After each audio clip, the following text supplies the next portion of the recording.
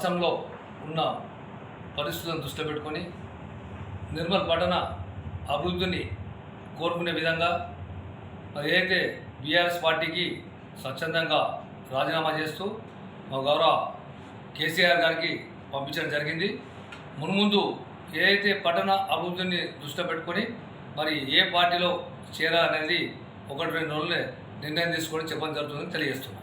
ఏదైతే నాతో పాటు పలువురు కౌన్సిలర్లు సుమారు 10 నుంచి 12 మంది కౌన్సిలర్లు కూడా మరి పార్టీకి రాజీనామా చేస్తూ మరి నేను ఏ పార్టీలో చేరాలనుకున్నా కానీ వాళ్ళందరూ నాతో పాటు కూడా ఆ పార్టీలో వస్తూ మరి నిర్మల్ పట్టణం యొక్క అభివృద్ధిని దృష్టిలో పెట్టుకొని పార్టీలో చేరడం జరుగుతుందని తెలియజేసుకుంటున్నాను.